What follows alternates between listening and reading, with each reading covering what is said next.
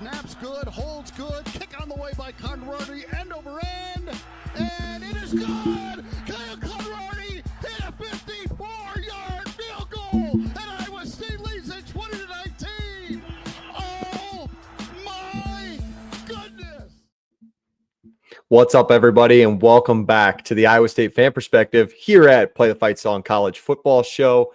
We appreciate you guys jumping in tonight as we finally have game week once again. The Pop-Tart Bowl is only 5 short days away. My name is Jake. Appreciate you guys jumping in. Justin, my co-host, joins me each and every single week. We actually have some game to break down for the Iowa State Cyclones, as well as some other recent news. Justin, before we get into all that, how are we doing tonight? Are we ready to do this one more time? Yeah, doing good. Feels good to actually have a game to talk about.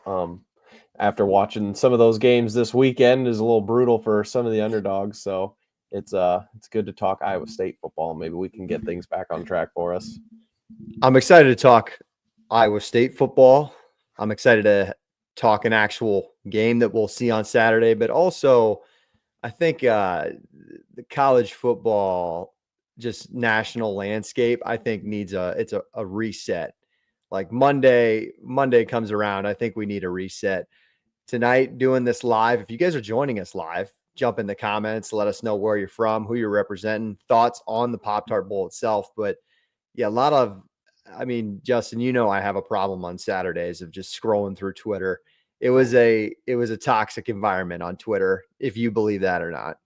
It was a very toxic environment yesterday. Not something you really want to see the weekend before Christmas, but maybe the holidays will liven up people's spirits. Liven up? Yeah, I don't know. Maybe it'll make people's spirits a little better. Then Saturday will come around and the Cyclones can finish off the season the right way for us. Speaking of Christmas, if you guys are still doing some last-minute Christmas shopping, our episodes, our game predictions, our previews are always partnered by our friends at No Rivals. ShopNoRivals.com. Check them out below. Use the code PTFS at checkout for free shipping. If you guys need free shipping on any last-minute deals, these are the best college hats in all of collegiate sports. Awesome brand recognition stuff. Both teams, they have plenty of options for you guys there, so check them out. And that this is a game preview, as we mentioned in the last episode. We will do our what do you want to call it, Justin? Our contest. I was going to say our contest that we've been trying to run every single week by No Rivals. If you guys give us a score prediction, who's going to win between Miami and Iowa State, give us a correct score prediction. And for this one, you have to let us know what your favorite Pop-Tart is too, by the way. So if you guys go 3 for 3 there and you answer all 3 correctly, we will get you guys a hat at shopnorivals.com of your choosing. But you got to be subscribed to the channel. So subscribe to us, like the video below. And we're excited to get started. We've been doing this, Justin, this little contest by No Rivals for, I think we're going on like game 7 or 8. And I don't think it's really close. Maybe just maybe Pop-Tart Bowl. Things get weird. You never know what's going to happen. But I'm going to guess we did that contest for the playoff games yesterday. And as to no surprise, everyone was completely wrong. Yeah, I don't know if anyone was really ready to predict those games yesterday, but I mean, for the Pop-Tart Bowl here, probably going to be a pretty high scoring game. So yeah, it'll be fun to see some of those predictions. And I don't know if this is something that you can control. Maybe in the holiday spirit, we can give people some leeway. Say if you're within a couple points, maybe we can help somebody out since it's the last game of the year. I don't know. Well, it's our contest. We can do whatever we want, Justin. As Cam Parks, our host on Play the Fight Song, always says, it's our show. We can do what we want.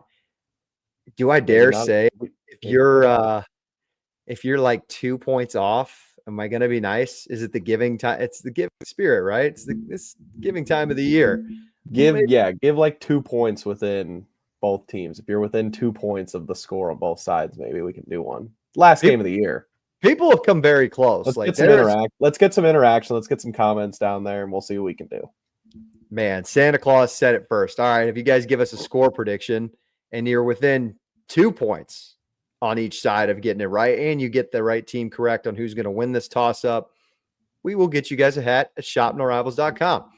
All right, Justin, we got a lot to get into tonight. a couple of things to note as far as the transfer portal goes, because why not have transfer portal talk in the middle of bowl season, in the middle of the playoffs?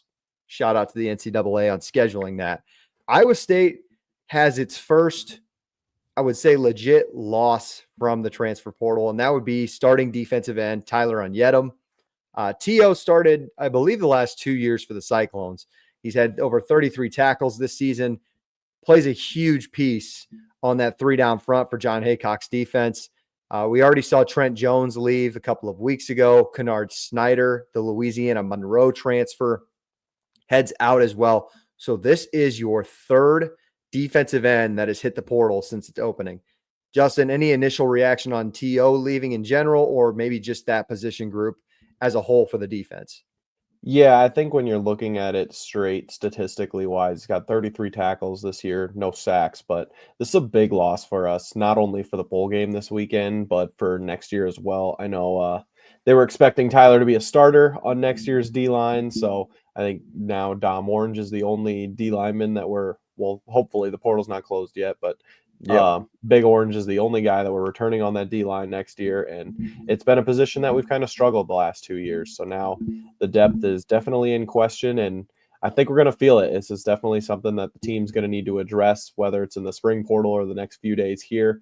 But yeah, it sucks whenever you lose a 4-year guy in the program. It would have just been nice to have him for one more year, and you would have thought next year could have been maybe his breakout season for him, right? Being a 5th year in a program, so it just sucks to see him leave. Would correct you by saying Dom is the only starter. Yeah, I guess it's coming back next year. Yeah, that's what I meant. Ike Ezeagu is one that's coming back. Zamir Hawk will be back, but yeah, you're losing Onyedem, you're losing Joey Peterson, J.R. Singleton. I mean, those are 3 of your 4 top guys besides Dom Orange. Do you think that has something to do with running the 3-3-5 system, where it asks a lot of those DNs, and a lot of the times they're not really rushing the passer on the outside like traditional 4-man fronts, so they don't really get as gaudy numbers? Do you think that has something to do with a lot of these guys leaving? Because I know they haven't been putting up huge stats, but they're still really important for us. I'm just not really sure why we have a hard time keeping these guys around. I think that's a good point. I definitely think scheme has a little bit to do with this. I would be lying if I said for T.O.'s situation, he's going to get a good offer. Like, this is a guy who's going to probably take an upgrade as far as like where he's heading. Maybe an SEC school, Big Ten school. We'll have to wait and see.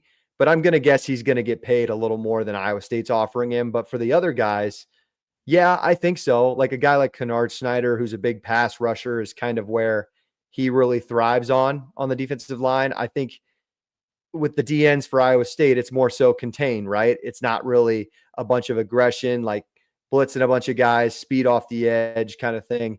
It's more so like keeping quarterbacks contained, kind of let the guys in the middle take care of that pressure kind of aspect and just be ready for anything that comes your way. Justin, I think you do make a good point in saying that I'm sure it does have a little bit to do with it. I think the second thing that has a little bit to do with it is Iowa State's pretty proactive right now in going after new defensive ends, new personnel. And that's public knowledge, right? It jumps into basically what we got next. They did pick up a defensive end immediately after Onyedem announced he was heading in the portal. Von Troy Malone, 6'3", 240 defensive end out of Tulsa. They already picked up the kid from UNI. I know they've offered a couple of more guys at that position, one from UMass, one from Idaho State. So Iowa State is clearly going after pass rushers. And I don't know if that was just a conversation they had with Coach G and just being like, hey, we weren't where we needed to be this year as far as defensive ends goes. And I agree. I think it's time for a little bit of a change in that room because we've lacked a pass rush the last couple of weeks on the outside. And obviously, it's really hard to replace a Jaquan Bailey, to replace a Will McDonald, to replace any Wazirike. So I think that is more so. It's time to make a little bit of a change there, I think.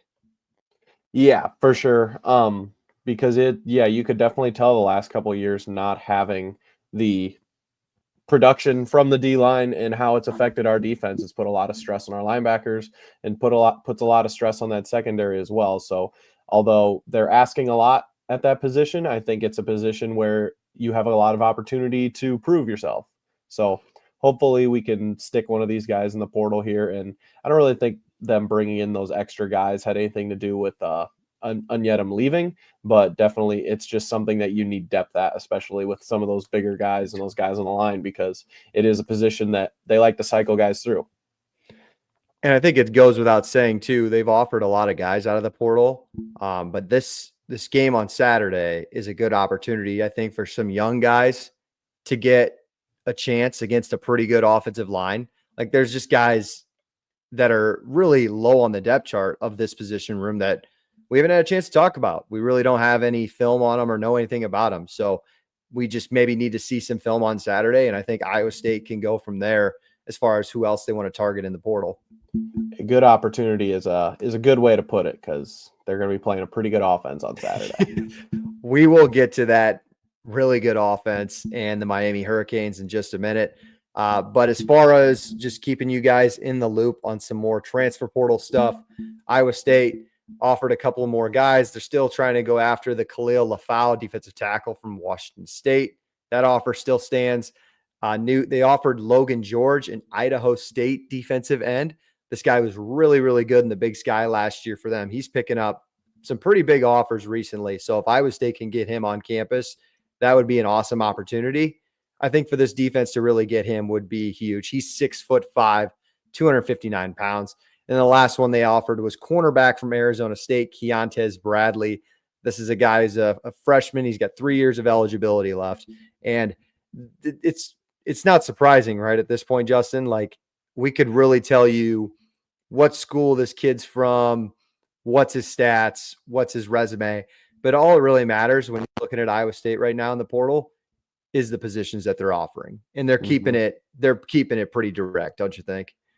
Yeah, secondary, corner in general, D-line, and receiver. And they've already hit receiver, which was good. And, I mean, they've brought guys in at D-line, which I think we're a little more skeptical on how productive those guys are going to be. But, hey, maybe they'll surprise us a little bit. So hopefully they can land a pretty impactful corner, because we're going to need it next season for sure. I think I just said I said it to somebody yesterday that Iowa State hadn't picked up a guy yet this week until they picked up Malone from Tulsa. So glad to see Iowa State got one before the bowl game and kind of before the holiday season, when things kind of start to, slow down a little bit, I guess you'd say, but probably the coaching staff would definitely disagree, because this is just a horrendous time of year with bowl games and the portal opening and signing high school classes and all that. It would be nice. It would be nice for us to get another guy in the portal this week, especially another corner or something like that. Yep. But for the most part, I think everyone's hoping it's just going to be a quiet week going up to the game. And I would say wait 2 or 3 days after the game. I know that as of right now, Iowa State's maintained the bulk of its roster for next year, and that's a huge win.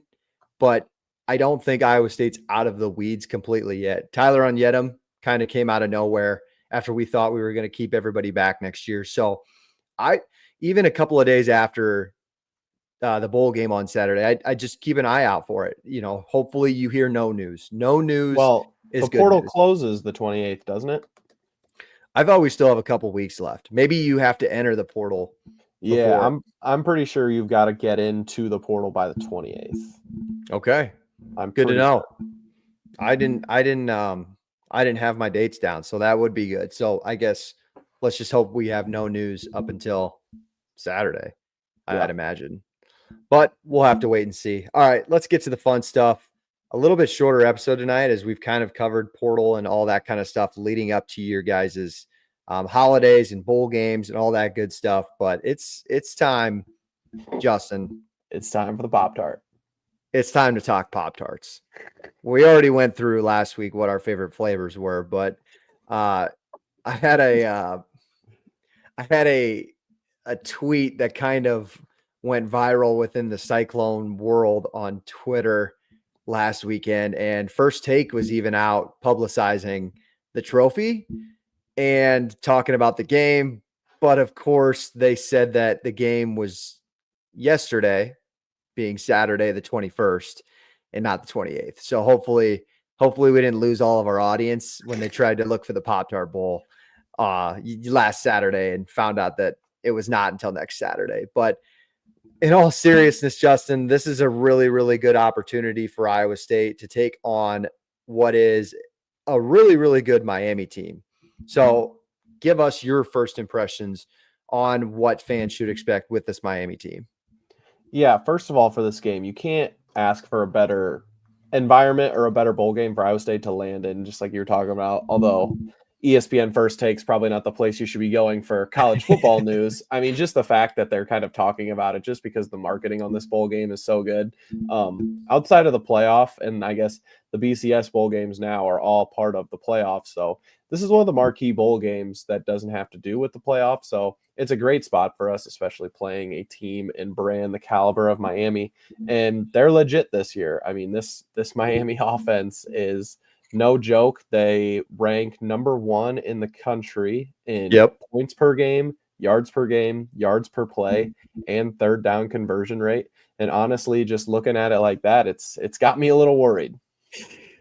It really does. But before we kind of move forward, we do have to give a shout out to our guy GA. Justin was wondering before we jumped on the show if you were going to jump in the comments today, and I said I'm not sure if he's missed an episode in 3 weeks. It's a loyal AWL right there, at least. So we do have to give shout outs to him. But Justin, you talked about kind of the worry that is this Iowa State team being on a big stage in a bowl game. Now, granted, this isn't the college football playoff, but there's 6 bowl games on Saturday.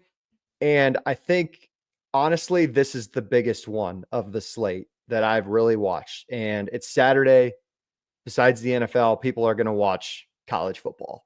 So I think there's going to be a lot of eyes on Iowa State. And as you see in our YouTube here, the last time they were basically in this opportunity was 2021 when they took on Clemson in the Cheez-It Bowl.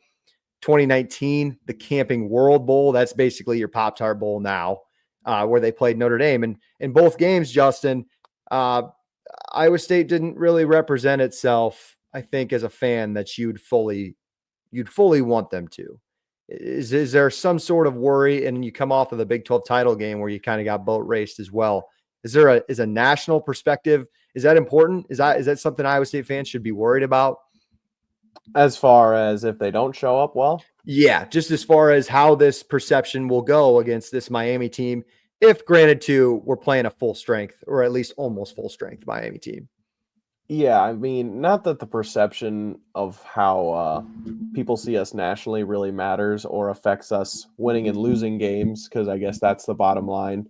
But it would definitely go a long way for Iowa State to show up well in this game, especially not even the last 2 bowl games, because it is pretty similar where Notre Dame and Clemson were both borderline playoff teams that year that didn't make it. And it felt like a big jump and a big opportunity for Iowa State, which is a very similar spot to this year, where Miami was just on the outside of the playoff. And Iowa State, although we've had a really good year after coming off that Big 12 championship game, maybe people are starting to say that our record is better than the team is playing right now, which is just not really a narrative that you want going into the offseason and something that you want to have to battle for a while.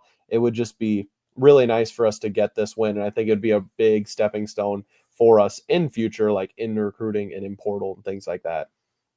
I completely agree. We got to give a shout out to Jay Bird in the comments for our first score prediction of the night. He says he hopes he's wrong, but he's got Miami 44-31. That will be a pretty realistic score prediction. I think this one does get pretty high.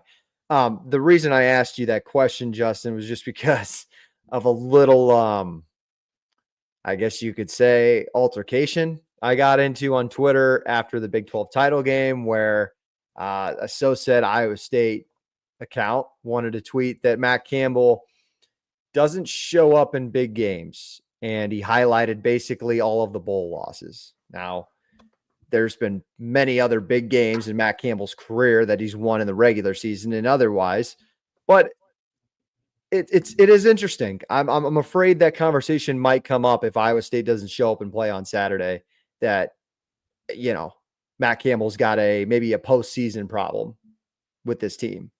It's possible, and I don't really think that has, because the postseason, if you're not in the playoff, I mean, the bowl games, the result of these bowl games, don't say it doesn't matter. I'm not saying they don't matter, but it's not the end of the world, and it doesn't invalidate what we've done over the past 15 weeks or whatever the season's been. And to provide a little hope for the fan base, I guess, something we can look at is I felt like for that Notre Dame game in what year was that? Was that 2017? 2019. 2019. And then I'm sorry, yes, 2019. Sorry. I was 2019, thinking and then the Cheez-It Bowl in 21. It kind of felt like both of those Iowa State teams when they got there were both kind of spent. Like that 2021 team, they obviously had higher hopes than that, and it didn't really. Obviously, we liked the opportunity, but like going into the game, going into that season, it wasn't really where they wanted to be. And the same with that 2019. I think they just weren't really ready for that opportunity. That Notre Dame team was just a lot higher caliber than that Iowa State team. Correct. Where I feel like this year's team still has a lot left to give and a lot left to prove. Mm-hmm. And this Miami team, while they are really good and really talented, they have shown a lot of inconsistencies this year, and I think it is something that we could take advantage of. Very well said. This Miami team finished 13th in the final college football playoff rankings. They were 2 spots out of the playoff, and it's not their losses that I think got them out of the playoff. It was just when they happened. One coming on the last game of the year to Syracuse. 2 weeks prior, you lose to Georgia Tech. Those are 2 teams that are pretty damn good. Syracuse is ranked. They're 9-3. Georgia Tech, we saw what they did to Georgia on the last game of the year. So this team doesn't have bad losses. But you mentioned the inconsistencies, Justin. The Cal game comes to mind, where it took them a miraculous comeback against a pretty mediocre Cal team. There's the Virginia Tech game where maybe they should have lost on a Hail Mary. So this team is I say they're really good, but also at the same time, we really don't know which one is going to show up. And can they go out there and put all 4 quarters together? That's a wait and see for us. Let's kind of go through the roster a little bit before we dive into everybody. As far as guys who are going to not play in this football game, on the Miami side, you have wide receiver Isaiah Horton, 3rd leading receiver on the team. He entered the portal and actually recently just committed to Alabama, so they will be without him. Reese Poffenberger is the backup quarterback. He left for North Texas. Is that important? Maybe, because we don't know 100% sure if we're going to get the Heisman contender and Cam Ward to play. So if we get no Cam Ward, Iowa State will have a 3rd string quarterback on deck for Saturday, which you hope to not see, but let's save that conversation for later, Justin. And then as far as guys who'll be back, Francis Mauigoa, their leading tackler, one of the best linebackers in the ACC, announced he's coming back for another year. He's not jumping in the NFL draft, so they will have their best defensive player for Saturday. Now let's get to a couple of the big star names. Xavier Restrepo, one of the best receivers in all of college football. There's been no word from him as far as if he's playing or not. Everything that I tried to do the best research that I could, I have not seen it. If you're a Miami fan and you're in the comments, you have better information than us. We'd love to hear it. But as far as I know, I have no idea what to expect. I'm expecting an announcement later this week. Damian Martinez, the starting running back, former Pac-12 freshman of the year, Oregon State running back. He did say he's playing. It's 100%. He went out and put it on Twitter that he's playing. I guess I shouldn't say that's 100%, Justin. You know, I've seen dumber things already in bowl season, but expect him to play on Saturday. And then the elephant in the room, quarterback Cam Ward, one of the Heisman front runners this year, placed 4th, probably the most electric quarterback in all of college football this year. Says he's playing, Justin. On SportsCenter a couple of weeks ago, he said the plan was to play. There's been numerous accounts where he's said that he is playing. What are your first initial thoughts, maybe on just you're getting a big name in the bowl game that's exciting, or just like what's the task, what's the challenge for Iowa State with this guy? I think it's going to be the biggest challenge that our defense has faced all year. Yep. I know that we've talked a lot about how Iowa State has struggled at stopping the run, which Martinez is an NFL caliber running back, which we're definitely going to have our hands full with him. But I don't think we've seen a quarterback like Cam Ward this year. No, we definitely haven't. We There's avoided, no probably. He's a top 3 projected pick right now. Definitely going to go top 5 in the NFL draft, barring anything crazy going on. Threw for over 4,000 yards, almost 40 touchdowns this year. It's going to be tough. He's a guy that coming into the season I thought had a legit case to win the Heisman. I had a little bit of money on him winning the Heisman this year. Would have been cool if that would have paid off for me. Hey, for him to make New York though, that's a good bet. Like you were damn close. Yeah, I mean, because I remember I watched a couple of his games last year when he was at Washington State, and he's a really talented guy. And this is his 5th year of college football, I believe. Started out at is Incarnate Word or the FCS? Yep. Started out the FCS level, made his way up to Washington State, and then this was his first year in like the Power 4, and he made the most of it. Miami, like we've touched on, has got one of the best offenses in the country, and if Iowa State doesn't bring their A game on defense, it could get ugly. This is the most talented quarterback Iowa State has played, Justin, since when? I have the answer, but do you? Or I guess in the Matt Campbell era, I should be specific. I mean, are you going to say Baker? I was going to say Kyler Murray because Kyler Murray was after. Oh, yeah, Kyler Murray was after that. Yeah. Was after Baker. I mean, not our senior year, the 2022 year, Duggan ended up making the Heisman, and they really put it on us. But I think even Cam Ward's Duggan ended up being like a 6th-round pick. Cam Ward's going to be a top 5 pick in the draft. So correct. A little different level of athlete there. Correct. I guess, yeah, maybe we should be more specific in just like NFL caliber quarterback. I mean, this could be, for all accounts, maybe the best Iowa State has ever played.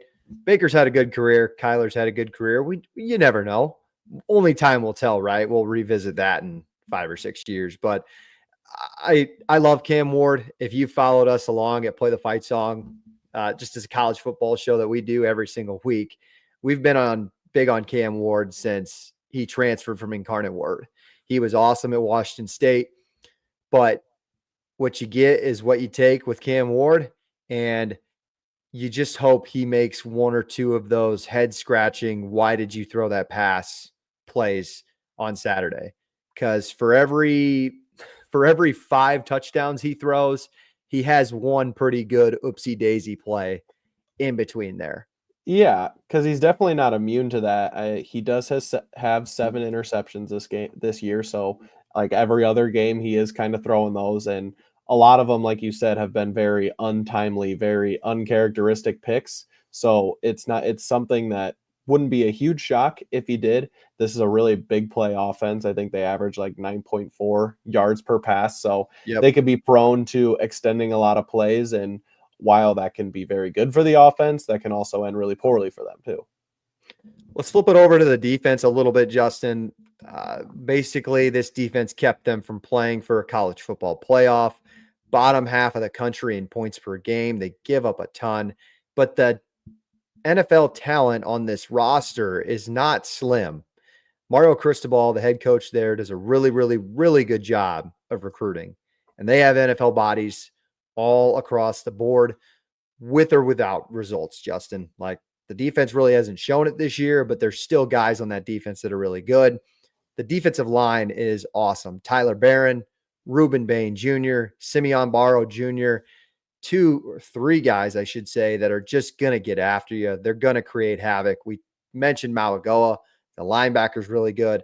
The secondaries, it's a little iffy. We'll talk about where Iowa State should really take advantage of some things defensively, offensively in a minute. But it's nice to see that maybe the defense for Miami doesn't necessarily frighten you as an Iowa State fan with talent on your side of the ball on the offensive side, right? Yeah, this defense can definitely be had. And like you said, it kept them out of the playoff this year. As high flying as their offense is, it kind of seems like their defense is just sitting around waiting for the offense to get back on the field sometimes. So a really good opportunity for our offense. I know their rush defense is really stout. They're top 15 in run defense. So what's interesting to me is how we're going to end up attacking that. I know Mauser and the Matt Campbell era definitely, to our discretion, they like to establish the run a little more than I wish they would. And I really think if that's something they're going to try to do this weekend, it's going to make us pay for sure. I think this game, Justin, is going to test Taylor Mauser as a play caller. I think it's really going to find out quickly how fast can this young play caller adjust. I think it's going to tell us how stubborn is he? How does he try to stick with things? We've had Iowa State coordinators and just play callers in the past that just kind of beat their heads on the wall with some stuff and they try to do it. I mean, Shieldhouse was great. Shieldhouse was probably the best offensive coordinator Matt Campbell's ever had. And you just go to last year. Like, let's flip it to last year's bowl game, Justin. They just tried to run the ball and they thought they could assert their dominance running the football in Memphis because they were statistically so poor in that category. And it just did not happen. You rushed for negative yards or whatever the hell it was. Yeah, I'm hoping – I feel like I'm asking a lot, but I really hope they just go into this game and attack them on the outside because that's where our skill players are and that's where the weaknesses in Miami's defense is. I mean, you look at some of the teams that have beat us this year, like Arizona State. They knew our weaknesses and their strength was running the ball and they just ran it right at us. And obviously our two best players on offense are Higgins and Knoll, and we're going to have to feature them a lot this weekend. Yeah, that'll be the last part of the segment that we talk about Iowa State players that aren't or are not playing. To my knowledge, everybody that's entered the portal won't play, and Iowa State has 0 guys opting out for the NFL draft. Jalen Knoll said in his press conference that everybody's going to play. The seniors decided they're gonna fight one more time for this group, which is really, really encouraging. I think it's really awesome because this team still does have a good opportunity and one more game to leave a lasting impact in their legacy at Iowa State on what an historical season. So before we get into all that, let's take a quick break. We'll do the keys to the game and we'll give you guys our final predictions. But before we do that, please subscribe to the channel, like the video. Let's continue to grow this thing. Just covering all 15 games or 14 games for Iowa State this year.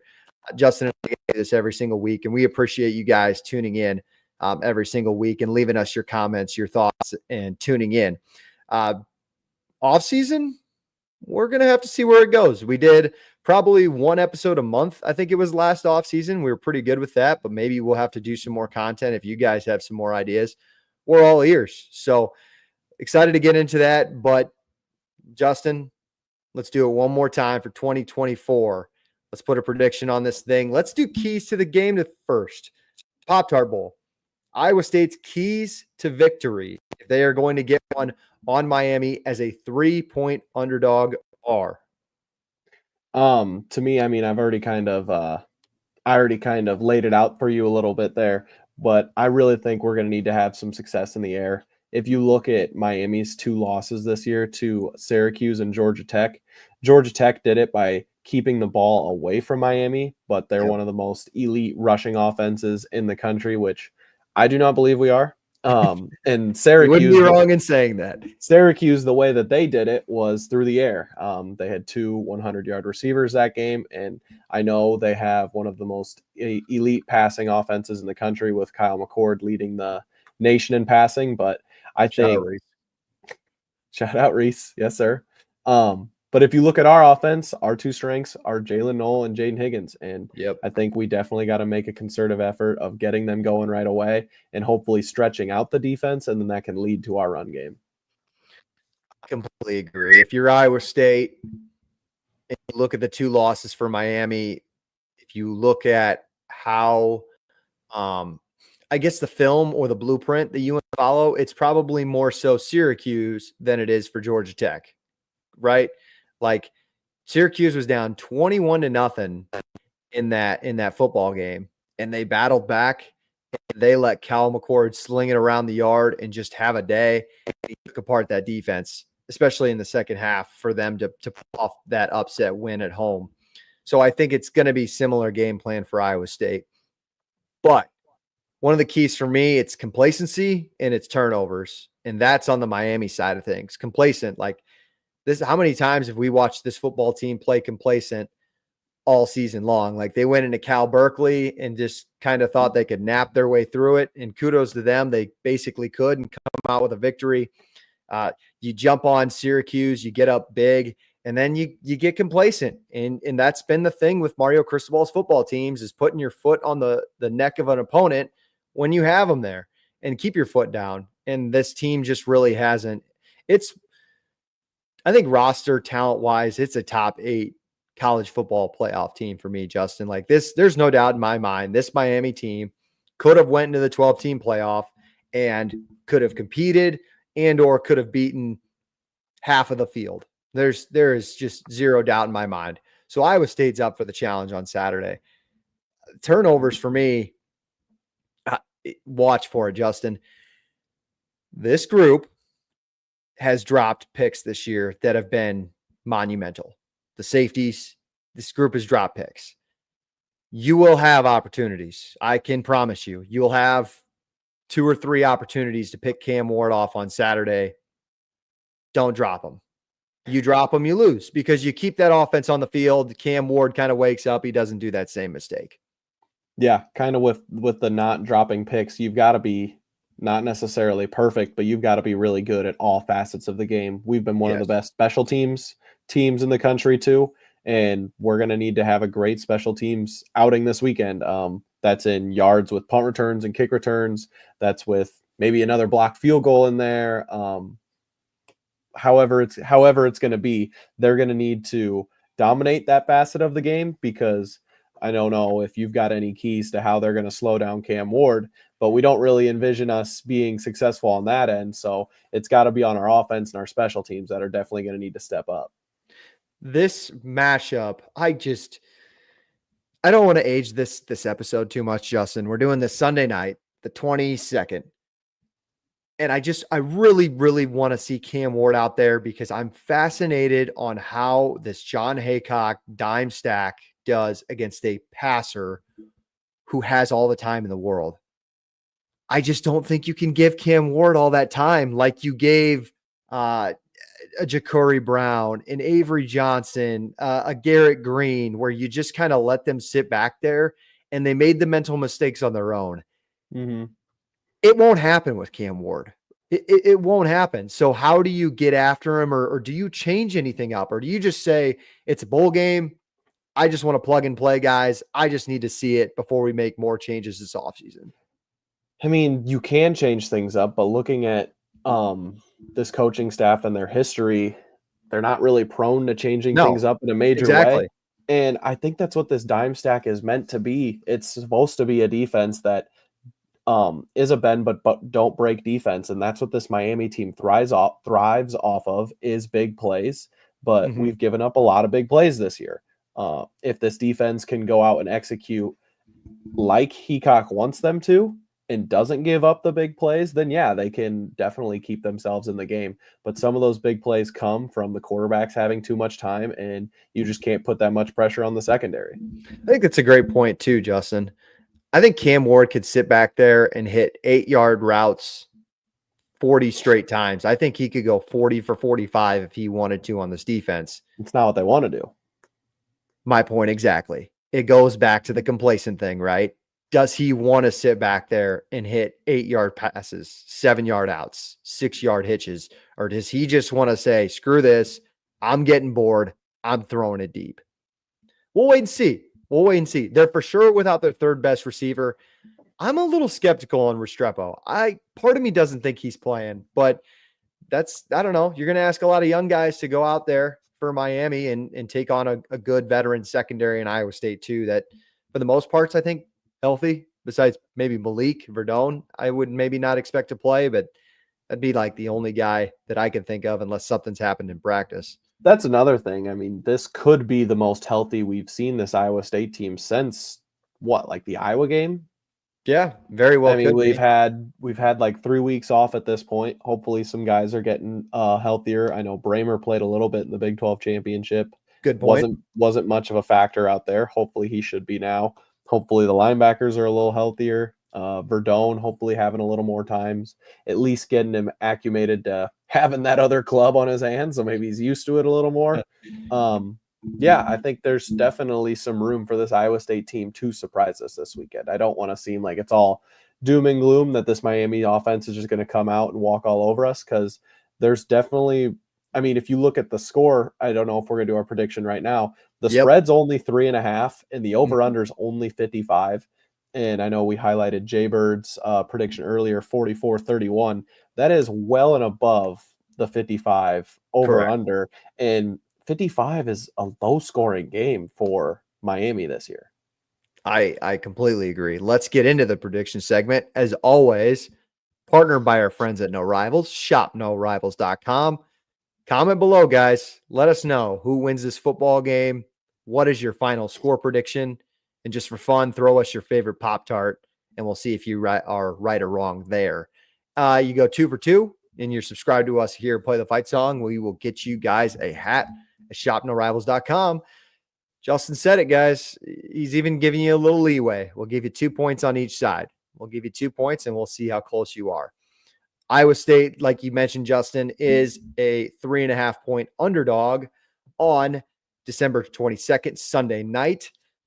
Cam Ward announces he's not playing. This flips the other way. Like that's bowl games. Watch bowl game lines, guys. They will swing 7 points in 1 week just for how crazy and how uncertain player news comes out to be. But I think that I completely agree. That over under at 55 it's way too low if we're getting a Cam Ward game. I just added it up. Guess how many games have gone over 55 for Miami this year? Sorry, bad podcasting, a little bit of silence, but I'm actually trying to put this together. I want to say it's 10. 9. See, only three of their games have gone below 55, and all of those were low 50s or high 40s. Let me guess. And one of those games was the Georgia Tech game. I say one of them was Georgia Tech. Let me try to. Did Florida get there? Did Florida get above 55? Yes. That one got above 55. What about Florida State? That game didn't get above 55, did it? Florida State's offense is too bad. Yep. And then, hold on. Let me pull their schedule up. I don't have score predictions. This is on my magazine. The South Florida game, that did not get above 55. Yes, it did. 65 is 50-15. Ooh, they did put it on them. What's the last one? Wake Forest? Yes. So that's the one. Wait, no, you're right. That one was 56. So it was 10. I just did bad math. So it was 10 games. It was just Georgia Tech and Florida State. Right on the dot. Right on the dot. All right. So Vegas must think the Dimes. I was looking at this stat too. Iowa State is 6th because Miami's dominated the time of possession in every game this year. Even in the Syracuse game that they lost, they still won the time of possession. But Iowa State's actually top 6 in the nation in time of possession this year. So maybe they think Iowa State is going to be able to control the ball and slow this game down a little bit. And also, I think they don't want to put it too high yet because I think they're still uncertain about Cam Ward. And if he plays or if he doesn't play, I think a lot of people will be on the under. And you don't want to set it at like 63 and Cam Ward says he's not playing. And then everybody goes on the under before they close it and change it. And now Vegas is stuck with a bad number. That's also part of me. I have no idea if that's actually true and how that works. But Justin, we're going to make history tonight. We're going to make history for the first time in the 2024 season. And based on what I know on December 22nd, Sunday night at 7 o'clock, Iowa State's going to lose this football game. And I think Iowa State's going to give up a lot of points. I see it similar to the Syracuse method. I do see a fast start coming from Miami. I see Iowa State getting down somewhat big early, but I've never seen a Matt Campbell team really roll over, I guess, except for the Big 12 title game and the TCU game a couple of years ago. Let's hope we can change that narrative a little bit. I think Iowa State falls. I like Jay Bird's guess. That was kind of similar to me. I'm going to say 38-27 to 38-27. 38-27. I think it's going to be slow for Iowa State to figure out that they can't run the football like I've seen in years past, and then it's too late to air it out. Kind of see the same writing on the wall. Like I see this the same thing that happened in the Memphis game last year. I can see happening to this Miami team. But my one contrast will be the rules are reversed from last year's Liberty Bowl. I think Memphis was super excited to play Iowa State. Iowa State was more like meh. And I think Iowa State's super excited to play Miami, and Miami's like, yeah. I was going to make that note too. I don't, as worried as I am about this Iowa State defense going up against Miami's offense, I don't really think, I think the Arizona State game, the Big 12 championship, is going to be kind of a wake-up call for this team. I don't think they're going to be bludgeoned, to put it bluntly, defense. Good word. 2 games in a row. I think if Miami and Cam Ward thought they were in serious trouble in this game, Cam Ward wouldn't play. I think that's going to be something that's going to motivate this Iowa State defense a little bit. And I mean, us being on here, being the homers that we are, if we're saying this is going to be bad, I think a lot of teams and a lot of people are saying that. And I think the Iowa State defense hears that too. And I think that 3-3-5 dime stack, if we can not give Cam Ward all time to just sit back there and throw, we can slow them down a little bit, at least time-wise, and that can make it a closer scoring game, which can be good for us. I think hopefully we're not too stubborn to be beholden to running the ball on these guys, and we get Higgins and Knoll involved in their last game as Cyclones. It's their last game. And I think Rocco bounces back. I think Rocco kind of had a rough Big 12 championship game, and what we've seen from that guy is he's not going to give up, and I expect him to have a good game as well. So I was teeter-tottering on this, on which way I was going to go, but I am going to stick with the Cyclones on this. I'm going to go 30. There he is. I'm still going to go with the over. I'm going to go 34-31, and we're going to Cyclone victory. You mentioned Rocco Becht. You gotta think he's playing with a little chip on his shoulder here. Florida kid playing the Miami Hurricanes, wasn't offered in Orlando. Yep, wasn't offered by him out of high school. I like a little Rocco revenge game. I do like that. As far as like this being a home game for Miami as it is in their state, I mean, it's a 3-hour drive to Orlando, and they usually can't make the 1-hour drive to Hard Rock Stadium for their home games. So I would imagine that Miami's not going to have that great of a fan base. You know, I had to crap on them a little bit here before we get out of here, but maybe there's a lot of Miami grads in the Orlando area, which I doubt it, because usually the enrollment at UCF is now what, 50,000, 100,000. There's a billion people that go to that school. So who wouldn't want to go to Scott Frost University? Yeah. Oh yeah. All right.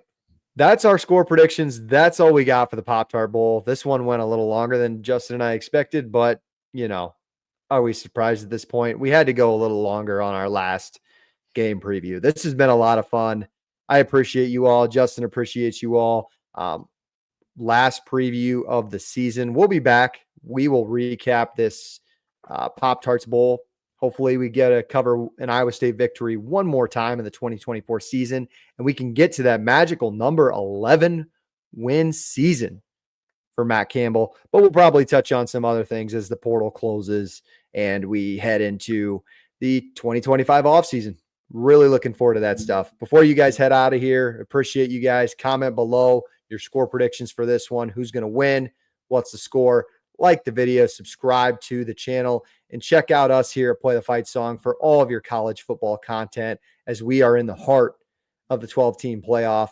The quarterfinals are upon us here in a couple of weeks. We got a ton of bowl games we're going to cover here, so we do really appreciate you guys. Justin, any more closing thoughts? Are we good? Go Cyclones. Go Cyclones. Appreciate you guys tuning in. We will be back eventually. Until then, everybody have a Merry Christmas. And as always, from Justin, from me, go Cyclones.